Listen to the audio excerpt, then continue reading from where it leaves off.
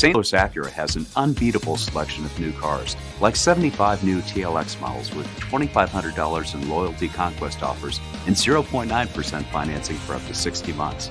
We have all new 22 MDXs arriving daily with $1,000 in loyalty conquest offers, or lease the 21 Acura ILX as low as $239 per month for 36 months, or 21 Acura RDX for as little as $409 for 36 months.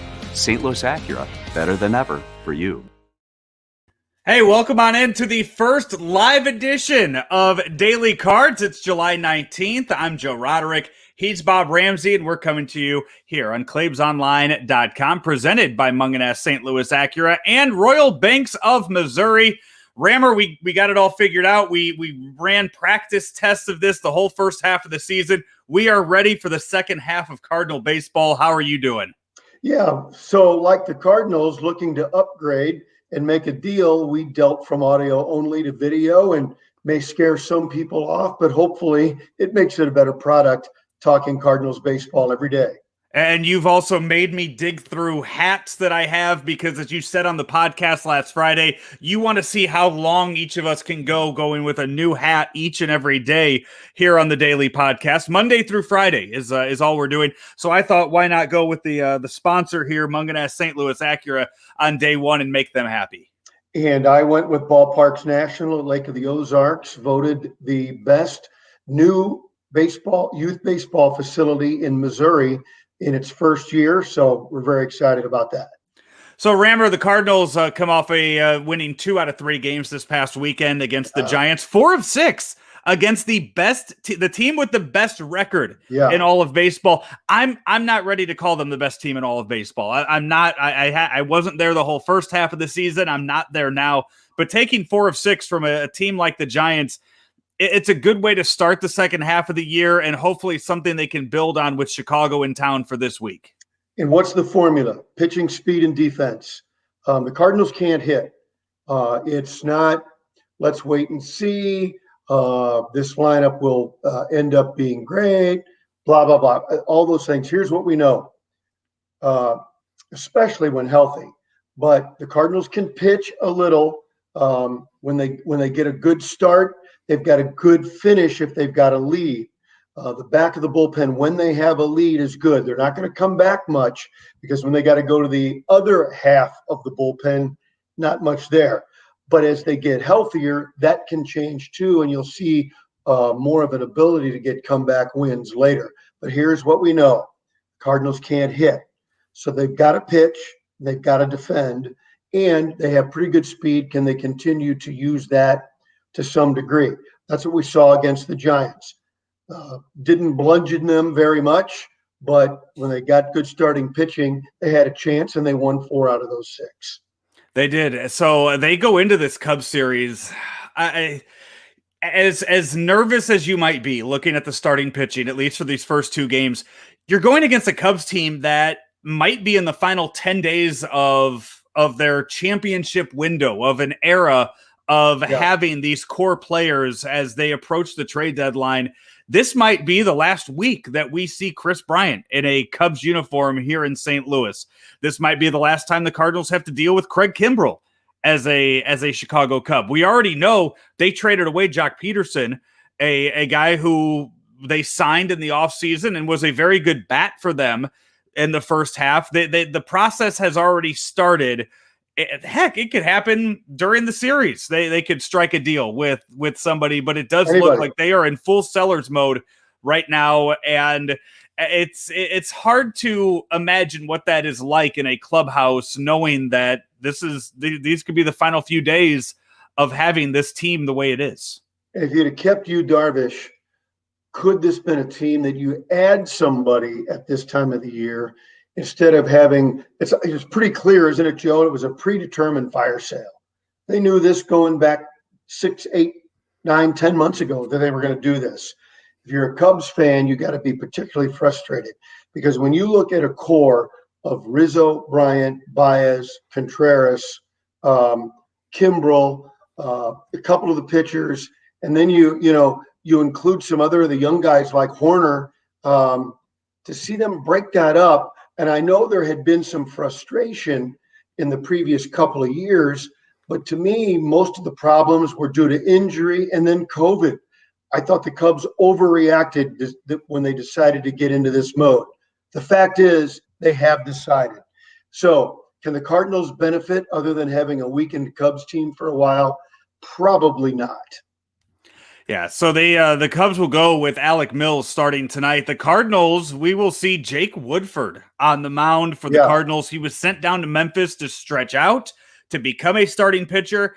They go with him over Johan Oviedo now as the fourth starter. It appears all signs point towards Oviedo starting tomorrow in the game 2 of the series. But I think it speaks a lot more to where the Cardinals are right now with the health of their pitching depth that Jake Woodford's even getting a start in the second half of the season, 4 games into the second half of the season. What are your expectations of him tonight? Oh, well, tell me what he does tonight. It's day to day. I'm telling you, when you've got this many injuries, it's day to day. If there wasn't an Olympics, would you and I be pounding the table for Liberatore? And are the Cardinals playing the waiting game with the standings for when the Olympics and all the Liberatore's not going though. Liberatore's not going to Tokyo. So the way that he has pitched for Memphis and the way that he's been with the organization, I mean, he's now fully back to being committed to being the Cardinals. But with all the Team USA stuff, I think the Cardinals kind of committed a window for that, is what I should have said. That there was a committed, okay, he can be a Team USA guy. Okay, so now that we're not doing that, what's the game that the Cardinals are playing? Is it, let's see if we can become a contender to bring a kid who is clearly one of the best 10 pitchers in the organization? And I mean, including the big league club. Or are they going to play that game? We don't really believe we can contend, so we're not going to start that clock. I think those are the kind of questions that I think it's understandable. It really is why he hasn't been here yet. So when will they say yay or nay, which tells you then whether the front office really believes you can contend. What I know, you have said it. I know Claves has said it. I think I heard Rick Horton say it on the broadcast this weekend, that first and foremost, the team needs to get back to 500 before you can even start talking about anything else, playoff related, anything, buyers, sellers, whatever. Mm-hmm. When you get there, say you get there this week to that 500, and you still have a couple days, you still have a week in hand. Is there a number in mind of games back of a playoff position that you look at to determine how close this team has to having a shot? Well, if you're back to 500, you won a couple of games. So what are the Brewers doing that time? So, I think everything is relative. I think you got to stay inside of 10 games to really feel good. And then you've got to chop into that by Labor Day. However, you got to decide on your moves now, right? In your next 10 days. So 12 days, whatever it is. So I think so long as you don't fall 12, 13 games back by next week, I think I believe you should be in a position to try and get back into it. I don't know that the Cardinals will, though. Can they find a pitcher to shore things up, hoping for Flaherty to come back next month? I still think they need a hitter. There's a lot of talk around baseball about Marte being moved from the Marlins. He's a guy I've been coveting for over a month now. He's not day in and day out the player he was a few years ago. I think he's still really, really good. And if the Cardinals add a Marte, now you've got 4 starting outfielders and you've got a legitimate leadoff guy. I think the Cardinals need a bat as much as anything. I don't think Marte is going to be available.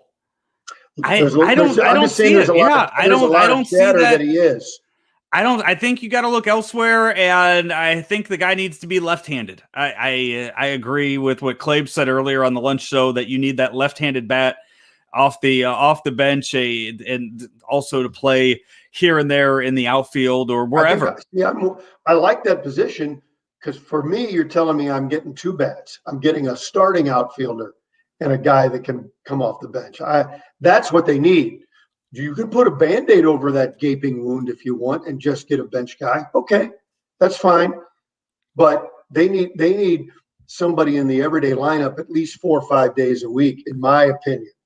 Speaking of left-handed bats, Matt Carpenter yesterday played role of hero with the double, and then Jose Rondon comes in a pinch run for him, but a big hit late in the game for Carpenter. He has good numbers against Alec Mills in his career. Does he get the start tonight? I don't know. Schilt fooled me the other day. I thought it was I forgot which day it was. It was I think it was Friday that I thought Carpenter would start. We were talking about the lineup, and I thought it was an automatic. So today, does he jump in there? Mike Schilt will probably fool me and go with him, but based on what he did Friday, I think he'll keep Carp on the bench. So let's see if Mike fools me today.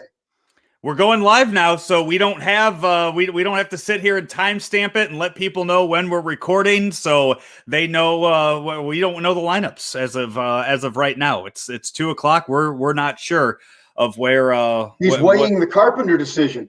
Maybe he's streaming it right now, and he's going to sit there and he's going to listen to Bob Ramsey with all of his lineups each and every day here on Daily Cards. Hey, we are presented by Mungenast St. Louis Acura and, of course, Rammer, our friends at Royal Banks.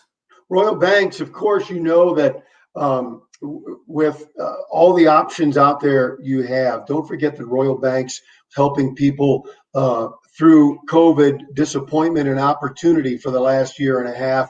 They've been there from the very beginning, trying to help folks navigate that, and were unbelievable on a personal level and on the business level. Royal Banks will be there for you.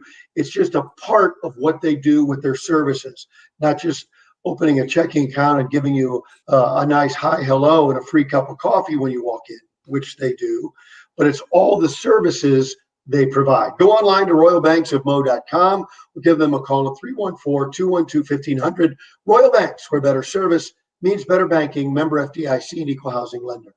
This has been Daily Cards live here on ClaibsOnline.com. You can watch it on the Facebook page, the YouTube page. Rammer has it up on his Twitter each and every day. We're going to be doing this for the rest of the second half of the season. Fingers crossed as we continue to navigate through the world of technology and podcasting and doing things live as we have been here over on Claibs Online. He's Bob Ramsey. Hit me, Marte. He's Bob Ramsey. I'm Joe Roderick. This has been Daily Cards presented by Mungenast St. Louis Acura and Royal Banks of Missouri here on ClaibsOnline.com.